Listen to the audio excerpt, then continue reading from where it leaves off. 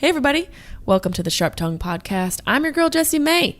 Thanks for checking in another week. This is going to be a Dr. P episode, so strap in. I'm going to be giving you some tough love advice. Well, Dr. P is, but it's me. And speaking of me, come see me live. My wide open tour continues. I apologize to everybody who came out to the New Jersey shows. I had a family emergency to deal with.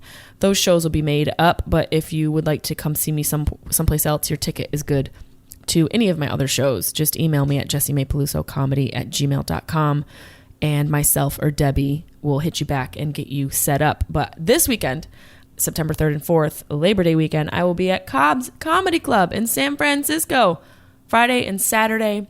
Come on out. I'll be with my brother, comedian and mentor, Mr. Leo Flowers. He will be accompanying me on the weekend. Come hang out, Cobb's Comedy Club. And I'll also be in Alaska the following weekend, British Columbia, Edmonton. We will also be in the Girl Tour is going to be kicking off with Carly and I. Our podcast Girl will be live in New York City. We're going to be doing stand-up and a live podcast recording. That's at the City Winery, October 9th. Get tickets for that on my website, jessiemay.com, for all tickets, as well as a bunch of other info, merchandise and videos, a place where you can just enjoy me from afar, but close. Please come to a live show. Come check it out. We're having a lot of fun. I'm excited to get back on the road with Carly as well. I'm pumped. Our podcast is coming out tomorrow. Fingers crossed everything goes smoothly. That'll be a Patreon-only podcast that you guys can enjoy. And I almost forgot, Mike Tully and I, our podcast is coming out as well. The name I cannot say. How are we going to find it? Just go to Mike Tully and my Instagram. Go to my Instagram and Mike Tully's Instagram. We will be promoting the heck out of it. Why didn't I just say hell? Am I trying to clean up my act? Check it out. The new podcast between Mike and I will be coming out as well. And the Girl podcast. So much fun shit. And if you haven't already watched Tattoo Redo on Netflix, watch it. Your girl is the host. I'm covered in tattoos. A bunch I feel like I should get redone myself. But for now, I'm hosting a show where other people are getting it redone. And they don't get to choose the tattoo. Their friend does. It's so much fun. Tattoo Redo on Netflix. Check it out. I'm so proud of it. I wish my parents were alive to see their girl on the big screen, because Netflix is basically our cable now. So, hey, we can't have it all. We got to stay grateful. And that's a big theme in today's episode. Today's episode is a special episode, a part 2 of Dr. Peluso. We had so many questions submitted the last couple weeks. We had to stretch it out, and it'll continue. But for now, this is part 2 from the last Dr. P episode that we had. So I hope you guys enjoy this with board uncertified with a PhD in THC, Dr. Peluso.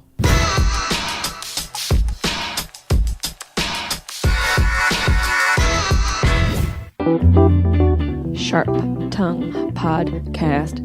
Beep, beep, beep, beep, beep. You're listening to the Sharp Tongue Podcast. I'm your host, Jessie May Peluso. It's a personal look. Well, it's not really a look because it's a podcast. I'm already fucking this up. This is kind of like a verbal comedy diary, a deep look into the crevices of my mind. It's gonna get dirty. You might cry. You'll probably laugh. Hopefully you'll laugh. The whole point is for you to laugh, but you also might cry. I talk about my family. I talk about farts. I talk about love, loss, comedy, how hard it is to make it in this biz. I'm a fucking professional. Each week it's something different. Sometimes I have a guest host. Sometimes it's gonna be a movie companion episode. Sometimes I just ramble about the bullshit I dealt with the week before. You never know what you're gonna get. It's raw, uncut, and funny.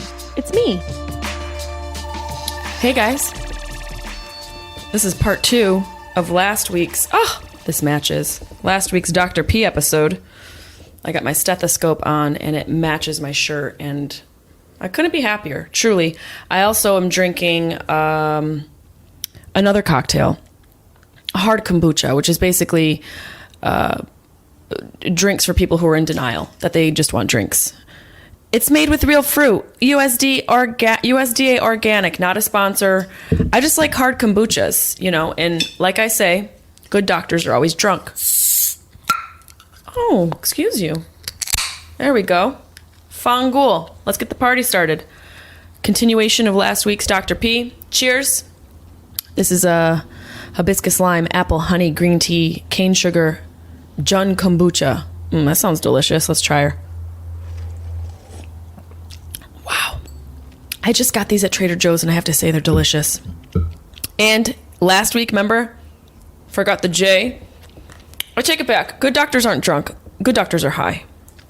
I got a cute new lighter. Check this out. Very classy stuff. And let's get this Dr. P episode rolling. Oh, Jesus. I almost burned my fucking microphone. That would have been embarrassing. Happy motherfucking Dr. Peluso.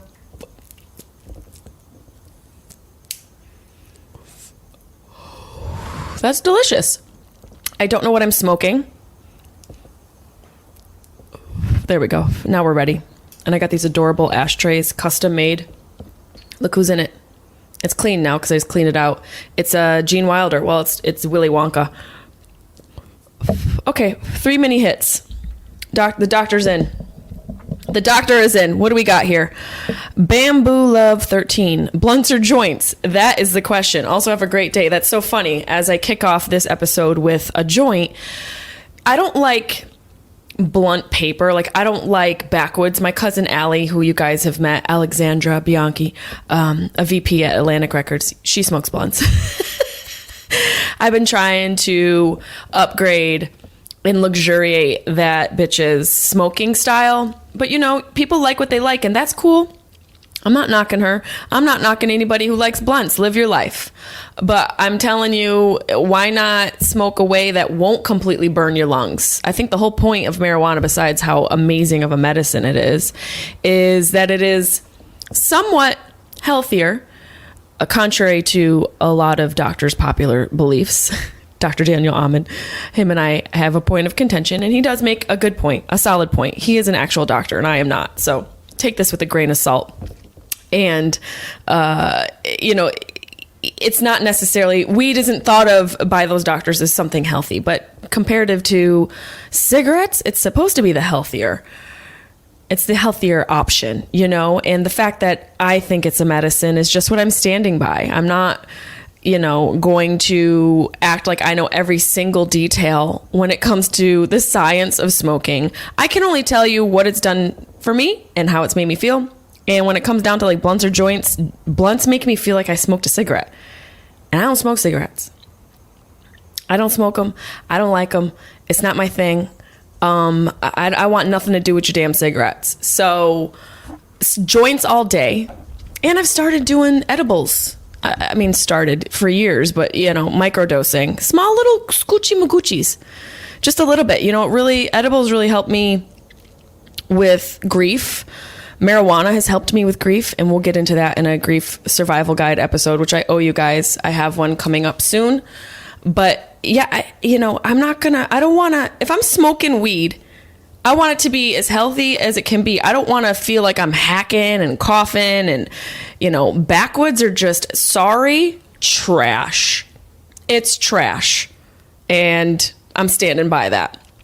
And Dr. Daniel Amen's probably like, well, weed is trash too. Well, you may be an actual psychiatrist with framed degrees on your wall. I have an open wall. So you guys listen to who you want to listen to, okay? I told you, I'm not a real doctor. Just a bitch who's been through some shit. Ekanoff. How do you deal with shitty family members? Wow. You don't have to. I learned that recently in the past couple years. I keep trying to fix my underwear. Anybody watching this video, I apologize. I'm fidgety today. It must be my new workout routine's really getting blood pumping through my body. I don't deal with shitty family members. That's something I took away from therapy and learning that you don't have to put up with somebody just because you're related to them. If you live with them, that's one thing. That sucks, and you have to figure out how to make the space harmonious as much as you can. And you have to learn how to create space for yourself and boundaries. And boundaries are a really important thing for any relationship. And a lot of the times people build resentment because the other person didn't magically read their mind. And the hard work is requesting things, making requests, and asking things of people. And a lot of people don't want to do that, but they expect other people to know what they want. And when those other people don't deliver, they build resentment. And then you guys can imagine the rinse, the wash, rinse, and repeat cycle that goes on. It's not a healthy way to live. But when it comes to family members and any relationship you have to make requests. You got to set boundaries. And you have to remove yourself and preserve your energy. It's all about energy preservation and realizing that you can't pour from an empty cup. And some people, according to a saying, a quote that I can't remember who said it, but I really love it and I think it's true.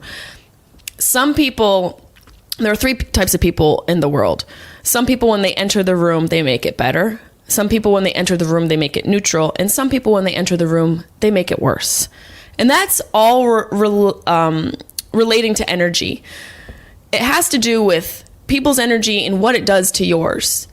And dealing with shitty family members, to me, sounds like a very draining experience. It sounds exhausting. And you're not going to be able to pour for the people in your life who aren't draining. And then you're going to project this energy that you got because you're empty and you weren't able to fill yourself. And it's just going to be this vicious, infectious cycle that goes around in society. And so I think the first thing to do is to create some fucking boundaries with Aunt Janet.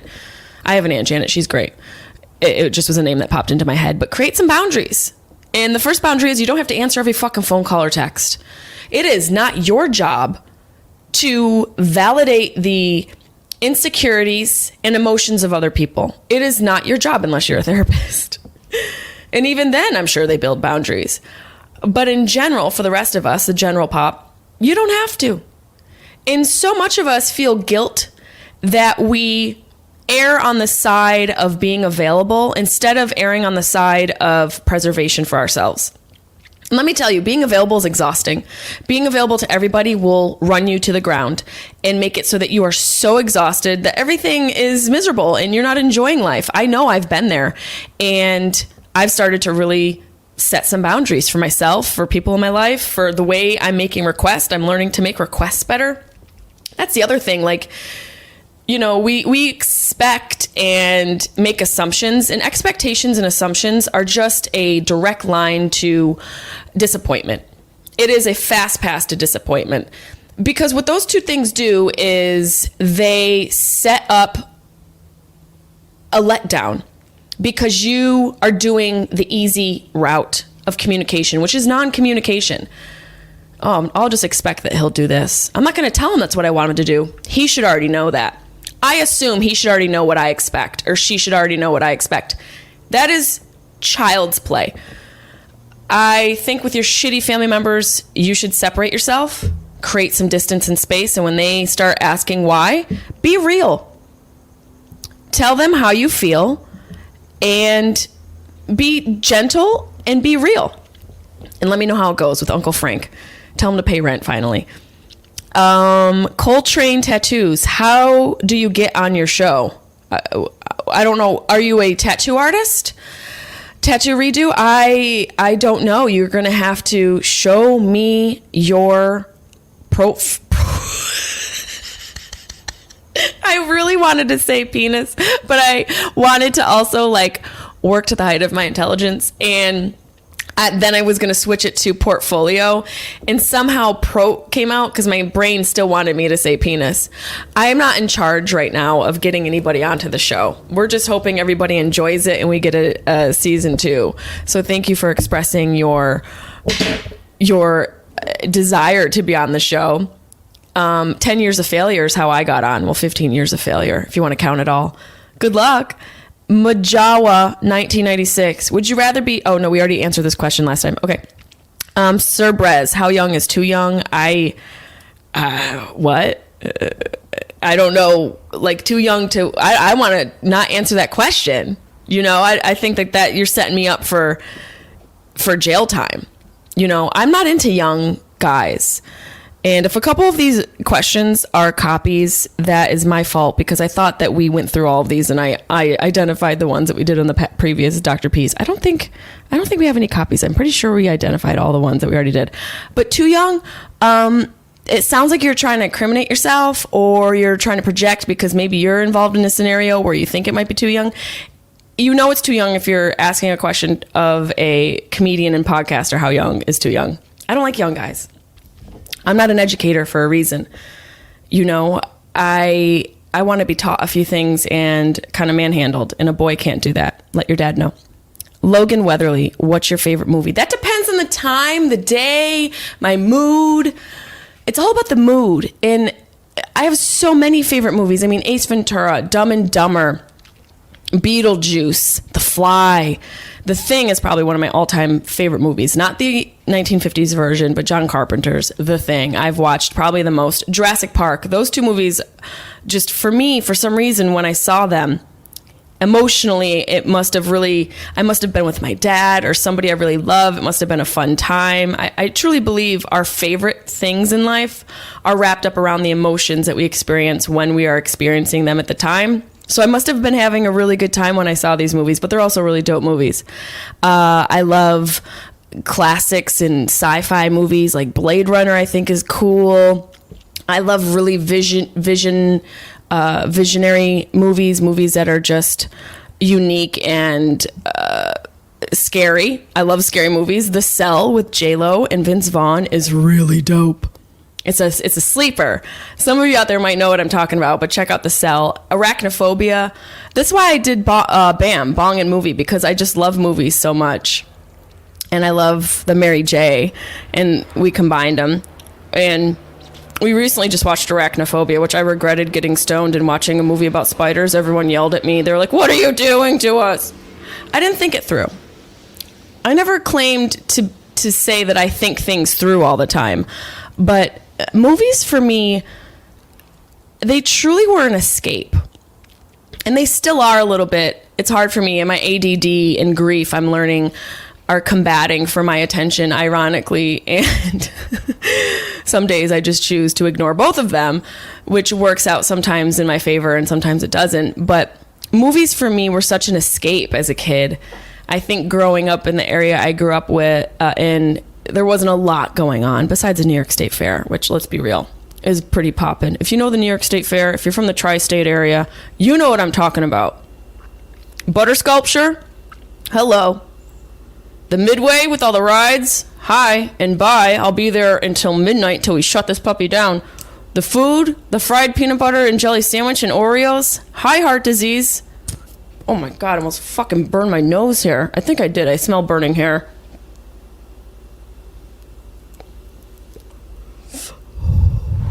I just love movies. There's something really beautiful in the filmmaking artistry that goes into creating a whole world. You know, it for me, it's one of my favorite pastimes. Like at night, I just can't wait to pop in a movie. But lately, it's kind of hard to focus. I don't know if you guys feel that way too when you pop in a movie and you're like, oh, let me check my phone. Oh, let me go in the other room and see what I needed to get. And then you go in the other room, you're like, why did I come in this room? And you go into the other room to get something else, and then you bring it and put it in the other room, and then you leave that room, and then you go get the original thing you thought you needed, and then you forgot that you threw it out 2 weeks earlier. Anyone else? Just me? Okay. Did I answer the question? Rogue MMS 2018. When is Tattoo having more episodes? Absolutely love the show. I don't know. I'm supposed to be finding out this week. You guys will be one of the first to know. But hopefully we're going to get a couple more seasons. Apparently everyone binged it. And the first messages I started to get were how much they loved the show, how much they loved watching, and then the other messages were we binged, and now the messages are where's season 2. So Netflix is going to have to figure it out. Girl, you gotta figure it out because these people are ready for it. Drop it, Chris. I'm sorry. I thought it said drop clit. I read it fast. I need to read slower. I love you. I love you too. Zeppelin 18. Is that like in Led Zeppelin? As in Led Zeppelin? One of my favorite bands.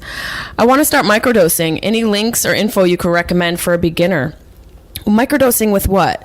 There's a lot of things you can microdose with.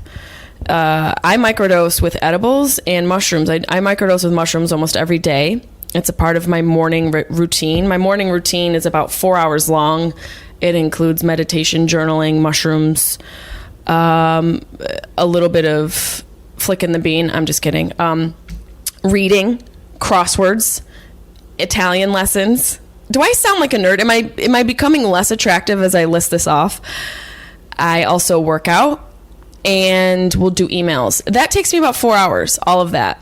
And the one thing I will say, because I'm not an expert when it comes to psilocybin and psychedelics and all of that, because I have only microdosed. Well, I haven't had full trips. I'm not ready for it yet. I am an overthinker and I am a planner, so probably something I'll learn when I trip, to stop thinking and planning so much.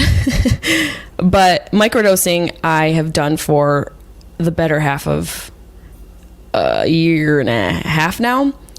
And edibles are something I microdose with as well. But when it comes to psilocybin, it works as like Ritalin, how Ritalin like focuses people with ADD. Mushrooms do that to me. And I don't quite know the science, and I can't wait to get somebody on here who's an expert. My cannabis lawyer, actually, Ariel Clark, who is responsible for helping of the sale of my dispensary, she has agreed to come on to the podcast and discuss this very subject, so we can talk about that with her. But links, I would check out. One of my best friends, Jackie Stang, has a company called Meatdelic, which is a psychedelic company that is on Instagram. It's called Meatdelic, at Meatdelic on Instagram. And they have tons of information. I'll add it into the show notes of this episode. I keep itching my nose. I don't do cocaine. There's just there's a rogue hair. I will add Meatdelic's information, but I can tell you, low and slow. Respect the medicine, respect the plant, respect what it can do and the benefits that you can reap from it. I always go low and slow with everything. It's just, for the most part, unless I have a relapse off of dating assholes. I'm not the only one who can have a bad day. We slip up once in a while. But for the most part, it comes to you when it's meant to. As far as like getting a little bit deeper into psilocybin and increasing your milligrams and all of that. That's how I view it. I'm somebody who likes to take my time and get to know someone. And right now, Shrooms and I are dating. You feel me? He's not getting in the butt yet. I've learned this lighter sets me on fire. He's not getting in the booty. He's got to earn it. So I'm dating the Shrooms. But check out Meatdelic. I'll put it in the show notes. Tuna Cakeler, what's your favorite Netflix series? It depends. It's just like my favorite movie. It depends on my mood. There's been so many good ones. I thought You was really great. I loved 13 Reasons Why. I absolutely could not have survived losing my mom without Schitt's Creek. I have watched this season 3 times. All seasons 3 times. The show 3 times. And I'm actually just starting my 4th round. And I've read that that's something that people with anxiety do because it makes them feel comfort. And I definitely have a lot of anxiety. So to be continued, and gone into deeper on my grief survival guide episode. I honestly, Schitt's Creek it's so funny. It's so well written. Honestly, it's one of those shows where you watch it again and you find new things to laugh at. The characters are just amazing, and I honestly, I feel like I'm with a friend. So it's definitely a show that got right into my soul at the time I needed it to, and it's an amazing cast and just written so well. Honestly, you guys got to check it out if you haven't watched it. But also, Breaking Bad. These are, some of these are older shows. I feel like you watch Netflix and there's so many things that you watch and you just watch and you're like, I don't even know what the fuck. What was the name of that show? There's so many shows I've watched. I'm like, when I get this question, I'm like, the show with the people and the thing, because I watched 7 of them last week. But Schitt's Creek definitely makes me laugh out loud. It's just, excuse me, I have a little acid reflex here. Okay, let's move on. Rosalita's 2005. How are you today? I'm great. I feel great today. I've gotten some really good sleep. I started taking magnesium citrate regularly, L-theanine. I got my B vitamins. I got my resveratrol. You know, I'm listening to all the podcasts, taking all the vitamins.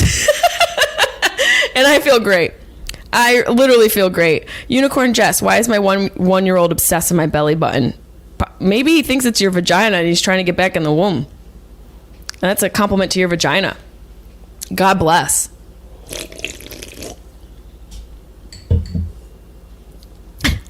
Kai Aarons. Tammy Wynette versus Loretta Lynn. Kai is one of my best friends out here in LA.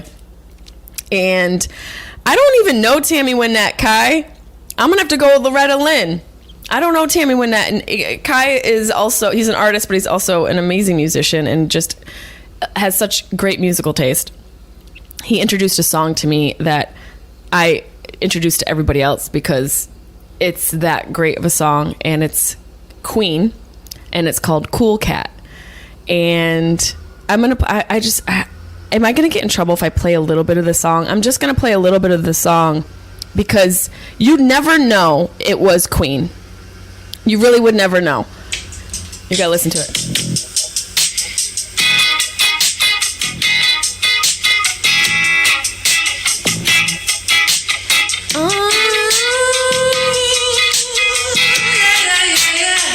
And that's all you get to hear because the rest of it's going to cost me $20,000. So that's, you got to check out that song. Queen, Cool Cat. Put it on when you're driving or when you're chilling in your backyard or when your wife leaves for work or when your husband leaves for work, and just let it take you. Let it transport you. Anbu Tenzo, what's your favorite tattoo redo so far? Well, we only did a handful of them on the show. I think we did 6 or 7. I think my favorite was probably, God, there were so many different ones. Twig did a really great alien on that girl's forearm where she had the lipstick, the dog penis lipstick tattoo. I think that was one of my favorites. Just the colors and his line work and how creative he is when it comes to creating almost like a 3D image. I thought that was a really beautiful redo. And if you haven't seen the show, I'm sorry to spoil it for you. Terry Wayne Christ. What was in that blunt? Oh, on Rogan? Oh, man. Ping Trip did it again. He did another hilarious mashup of Rogan and I getting stoned, and I still don't know what was in that blunt. Magic mushrooms. We got shot to another galaxy for sure. Phantom of the Opera 01. What are your thoughts about Aussie guys asking for a friend? Well, it doesn't matter now. It sounds like you guys have a curfew. It sounds like you guys are locked inside. That's bogus. I've dated a couple Aussie guys. I used to bartend in New York at Puffy's Tavern. Check it out. It's on Hudson and Harrison in Tribeca. Tell Charlie Garriga I sent you. He's the owner of the bar. I used to bartend there, and it was all financial guys. It was, it's kind of north of the financial district in New York City. And all these guys would come in their suits and their ties and, with all their coworkers, and they would bro the fuck out. Jack, shots of Jaeger and Bud Light or Jack and Coke, like just the most basic boy you could imagine. And there was this one Australian dude who used to come in. I remember his name. I'm not going to say it because I don't know what his life is like now, and I don't need to blow his spot up more than the wildfires have blown up his hometown. Was that too real? He was so cute, and he used to when you just look at each other, it's just that cute flirty side eye, and you catch each other. I love that flirty thing that happens in the beginning. It's just so magical, isn't it? It makes you tingle everywhere. This isn't the fun drink. The fun drink's over here. Oh, there's a hair in is that mine? I hope that's mine. We used to flirt from across the bar, and I loved it. I loved every minute of it. And he had a girlfriend, and I was like, dude, flirting is fine. I'm not trying to home wreck. I'm not saying I haven't done that. I've done that in my past, and I regret it because it was just cruel. But, it's my 20s. What are you going to do? 18, 20, young bitch. You just make dumb decisions. That's neither here nor there. But with this particular Aussie, I just thought he was so cute, but I didn't want, his girlfriend used to come in, so I was like, I'm not messing around with this. And then they broke up, and it was game on like Donkey Kong. We only hooked up once. I don't know why I had to make it seem like we were, banging behind the bar after it closed. But to answer your question, I think Aussie guys are cool. You guys are fun, smart. I think your accents are cute. You're usually outdoorsy. That's not a knife. I'm all about a Crocodile Dundee. I really am. I'm all about it. So I'm here for it. I'm here for the Aussies. I just hope you get out of your houses soon. Derek Rocks. I literally was going to read it like D-Rocks. Derek Rocks 514. Do you have tattoos? How long have you been a comedian? What is this, a first date? Also, did you? What are you doing here that you don't know any of this, sir? Do I have tattoos? So many people have drawn on me. I'm the host of a show called Tattoo D2. R2D2. Nanu. I'm just busting your balls, bud. Not like I expect you to know who I am.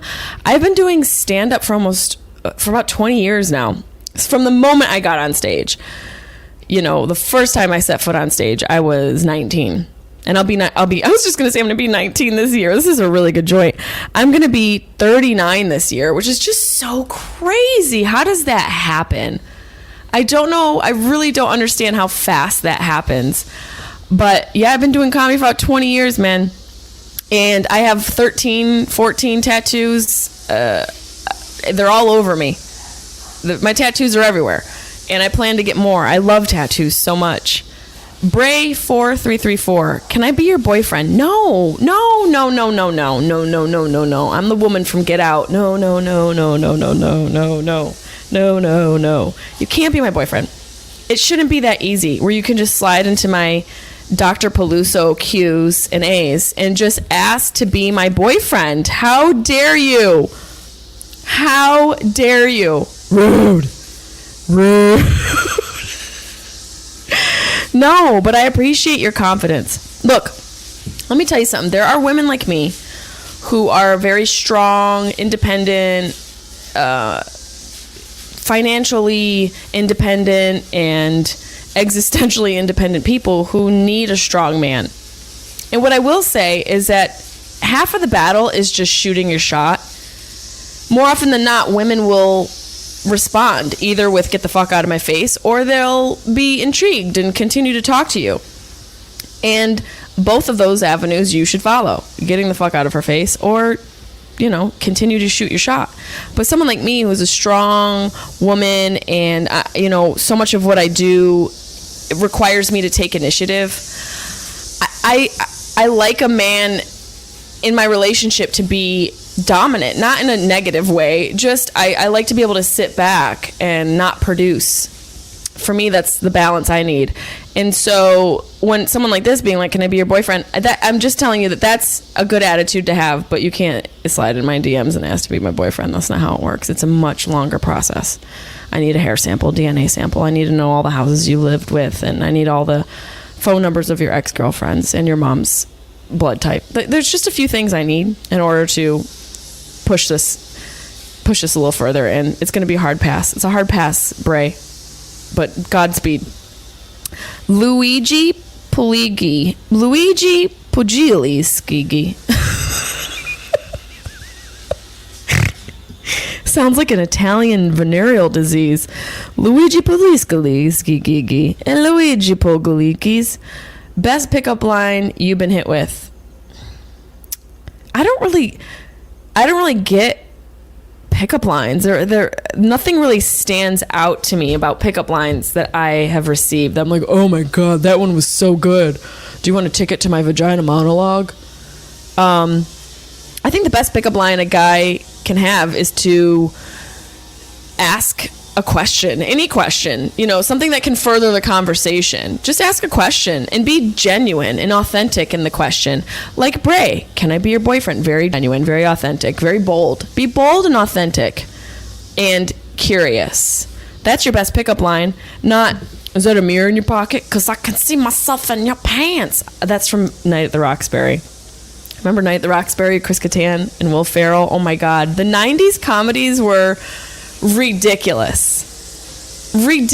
All the movies that Saturday Night Live put out, just so many productions with funny people. I mean, Tommy Boy, Black Sheep, the Night at the Roxbury, Molly Shannon. Remember that character? What was that character she used to play? Superstar. What was her name? I can't. You guys are probably yelling at me right now. So it was like the Catholic schoolgirl. So funny. Are you kidding me? Oh, Ottomans. I just the best 90s movies. But I remember that pickup line, boo, boo. You know what that's the sound of? Boo, boo. It's the sound of an ambulance coming to take me away because the sight of you made my heart stop. Boo. I mean, why do I remember this? I can't remember the periodic element table, but I can remember that line from Night at the Roxbury. Way to go, brain. Slam dunk on that factoid. Terry Wayne Christ said, marry me. Nope. I think we already discussed that. Jake B 87. Would you date a younger guy? No. And there's nothing against younger guys. I just don't want to show you guys things. I don't want to teach. I am not an educator. Like I said earlier, I want an older guy. I would date Michael Keaton. Honestly, David Bautista, Brad Pitt, and Michael Keaton are on my list right now. And that's a real widely cast net. One is an enormous Floridian with tattoos from, his head to his toes, who looks like he eats a full bison a day. And the other is the pretty boy of Hollywood, Angelina Jolie's ex, which I don't know, like, is that a healthy thing? Like, I don't know if I should date, if you'd want to date the ex of a woman like Angelina Jolie, because she's definitely 100%, without a doubt, a witch. And I don't know if I'd want to be involved in that kind of voodoo. You feel me? I don't know. You're playing with fire if you date any one of Angelina Jolie's exes. That's just that food for thought. But younger guy, no. And Michael Keaton, I mean, he could be my dad. And I asked Whitney Cummings, I go, is it strange I think Michael Keaton is hot, or that I want to date Michael Keaton? And she says younger guys. Whitney says younger guys. And I like I've always liked older guys. Not like old, but I've always liked older men. And, there might be something to it psychologically because my father wasn't the most emotionally available individual. So I'm sure there is a pathos there of me needing to fulfill an emotionality, an emotional connection that I never really got as a kid. But I don't want to date dads, even though you go on my Instagram and I'm just like, send this to your dad. Here I am being like, I don't want to date dads. Meanwhile, all I'm doing is telling everyone to tell their dad about me. If that's not the pot calling the kettle dad, I don't know what is.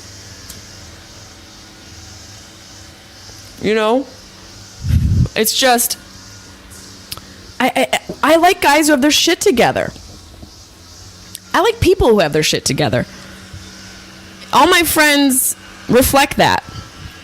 All my friends are people who have their shit together, who are considerate, who encourage and who challenge. And that's what I like in a relationship. I think a lot of times we get into a relationship with someone who's lesser than us because it makes us feel better about ourselves, and I don't need that. I want to be with someone who makes me better. I like to be challenged. I like to be surrounded by people who can teach me something, where I can grow. I think I'm always in an acquisition position in my life. I love to acquire new information. I love to have breakthroughs about myself and epiphanies and realizations about behavioral patterns that haven't served me. And I love to incorporate lessons I've learned into my life and help my friends with that as well. So when it comes to dating, I realize in my past, obviously the people you date are a reflection of your self-worth, and I always struggled with self-worth, and I think it was definitely derivative of the things I've endured, the rape and loss and all of that. Definitely will leave an impact and imprint on you that will make it probably emotionally difficult in the developmental department. So I think for me now, having come on the other side of so much loss and trauma and grief, I have found a new love for myself, a new respect and appreciation for everything I've been through. And it's also made me feel a new level of security and confidence, and have the ability to say no and start to date people who haven't, robbed every single bank. There's only 3 people who will understand that joke. But it takes a long time to come to a place where, you want to date somebody who you are worthy of and who's worthy of you, and someone who reflects all the work you've put into yourself to get on the other side of so much pain. A lot of us are very unwilling to look in the mirror and deconstruct ourselves to find the thing that's keeping us from achieving and growing, the thing that's holding us back. We don't really want to chip away and find out what that is. It takes a lot of work and a lot of self-awareness, a willingness to grow, and it's fucking painful, man. I've talked about it on the podcast. It ain't easy being Dr. P, fake doctor to the people, PhD and THC. It's not that easy. It's come with a lot of hard epiphanies. And it's so funny when I don't know if you ever have an epiphany and you're like, oh, it just takes the breath out of you, but you're also like, damn, that's why. Okay, fuck me. I think those epiphanies are amazing and helpful and beautiful, and they're difficult. So I feel very fortunate that I'm in a place where I'm accepting them, going duly noted, and making a change. It's that's what it's all about. That's what it's all about in life, is really facing the things that are broken in you and accepting them for being broken things, but also putting an effort in to repair them. The reparation of your soul takes a toll, and it takes a long time. It takes a lot of resources, and we're not really in a society where we're accepting of the things we need to do to heal. So I think, it's like that pottery. It was a Chinese pottery. When they break, they fill the cracks with gold. What the heck? Those blue and white jars. I can't. I'm trying to Google it and see what it's called. You guys know what I'm talking about with the gold? Chinese pottery with gold. This is what I need my assistant for.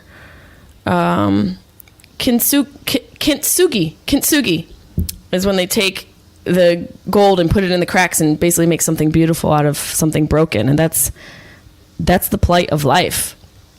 We're all broken things, and broken things can still be beautiful. It's the glue that puts those pieces back together. That is the beautiful stuff of life.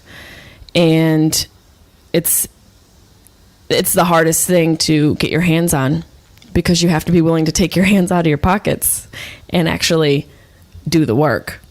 But a lot of motherfuckers are lazy. They want to have excuses. So many excuses. I got this, but then there's things, and the wind was strong that day, and I had a lazy eye. We will find so many reasons to not take care of business. We will find every reason we can find to not do the thing.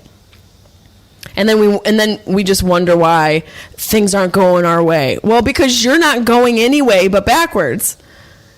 You're walking on, you're like on a treadmill, walking backwards. You have everything you need to work out. You're still making it harder for yourself. Let me know how that goes. It's going to be a hard, long ride. It's always somebody else's fault, right? You know what you have to do? You can keep saying that, but just do me a favor. Go stand in front of a mirror and say it and look at yourself while you're saying it. Then you'll find out whose fault it really is. And then change. Change it, turn the page again. Whatever the song is. Is that Rolling Stones? You just have to change. And no, it's not easy, but you can do it. You can do it. You have to. Or stay the same and be miserable. But do me a favor, stay home. That's a real virus. Misery. Ugh. God. Stay home. No, you actually should get out of your house and get some sunshine, because you're probably just miserable because you're low on vitamin D. You're probably a little low on vitamin D. That's all that's going on. You know, I honestly, I think you have everything you need within you to make the change. You just have to want to. The desire is half of the fucking battle. And, you know, I feel, I just was having this conversation yesterday. I was with Chris Frangiola. We were doing shows in San Diego. And, you know, he was like, damn, you've literally been through hell. I said, you know, I just feel like a boxer taking hits. I feel like I'm in the ring like, And he made a reference to a Rocky movie, of course, because every guy loves Rocky. And he said, I'm basically the boxer in the beginning of the movie that's just getting fucked up, that Rocky is fucking up. That's me in life for the past few years with losing my dad and my mom and everything. And I take a kick in and I keep on licking. What comes first? What comes first, the kicking? Or no, it's not licking. It's ticking. Take a kicking and keep on ticking. I can't think of the fucking phrase. Carlin, hush up. I'm trying to think of a phrase. I'm a little stoned. Taking a licking and keeps on ticking. Oh my God. That's hilarious. It really, really is funny. Oh man. You just have to find the thing, your why. Find your why. And sometimes your why is on the other side of some really dark stuff. Your purpose lies on the other side of pain. And pain can be manipulated into purpose. And once you do that, it's so freeing. It's such a selfless way to live, and you feel so needed. And, you know, from this place of contribution, you're able to give back to people who you care about and people who've helped you during your hard times. And I'm finding that my purpose is becoming deeper than I ever dreamed. And I'm really looking forward to creating some content and tangible things for people to use and to help their own healing. And that's essentially, I am somewhat of a healer. Not like, you know, you're going to come in my house and I'm like, girl, you in danger. Like Whoopi Goldberg from Ghost.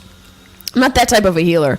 But I do believe that there's healing through stand-up comedy, through laughter. You know, they say laughter is the best medicine and humor heals. And I think, you know, I was a born healer. I was born into a chaotic household, and I had to create an environment for my sister and I, so we were separated from the chaos that my parents were involved in with themselves and their somewhat tumultuous relationship.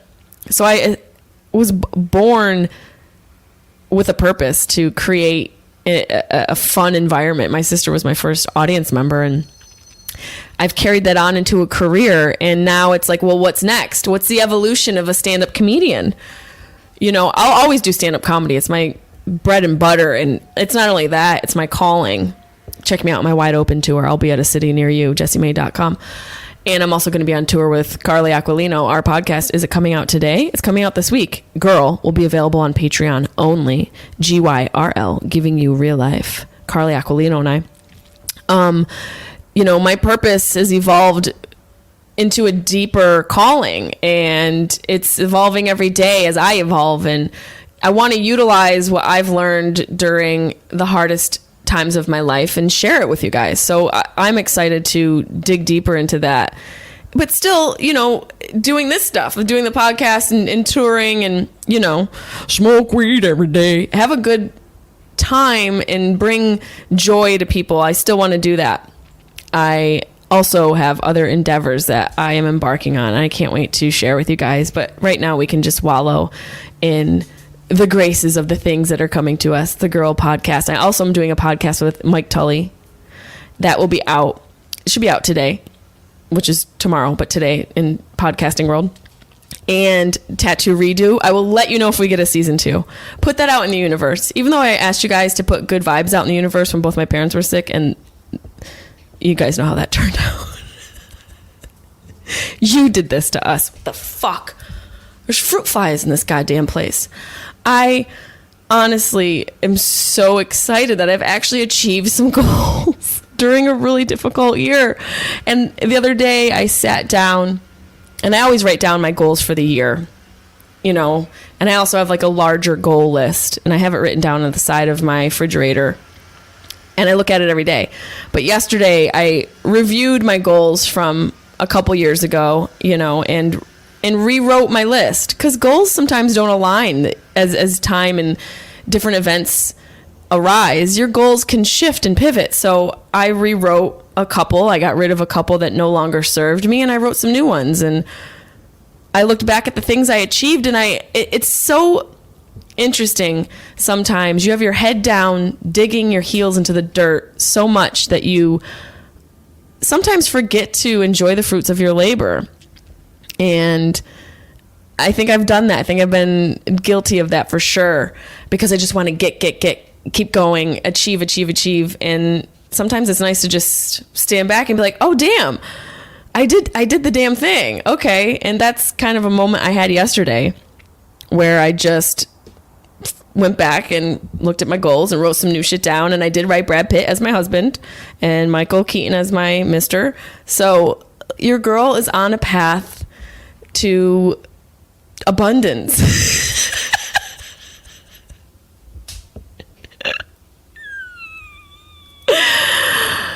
And I hope you guys are too.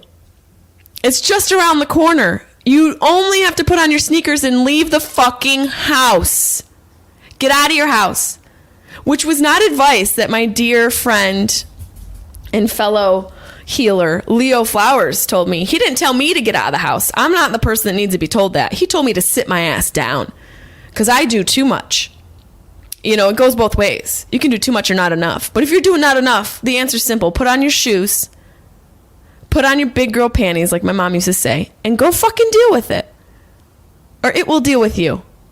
And no one will want to deal with you then.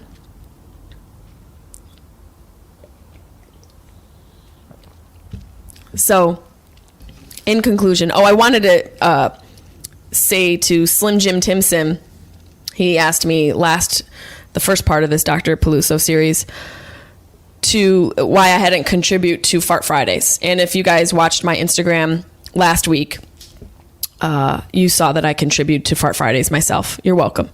And I'll repost them this week, just because I know you want to see them. I got you. I also want to apologize for my New Jersey shows. Anybody who came out to my New Jersey shows, I had to deal with some family stuff, and unfortunately had to cancel my shows at Jenks and Bird and Betty's. I apologize. I'm so sorry. Something came up I had to deal with last minute, and I appreciate you guys going out and supporting Marty. Anybody who wanted to get their tickets, you guys can come to another show anytime. And you just email me, JessieMayPelusocomedy@gmail.com, and we will get you another show ticket for sure. And, it's just a matter of rolling with the punches. Sometimes you get punched and you got to sit down, and I had to sit down last week. So thank you guys for your support. Come see me live. My Wide Open tour has commenced. Girl tour with Carly will be in New York. We're kicking off our podcast tour October 9th at the City Winery in New York City. And then also we will be at a couple other city wineries. Just check out the Girl tour, check out my Wide Open tour, and put on your shoes and get the fuck out of your house.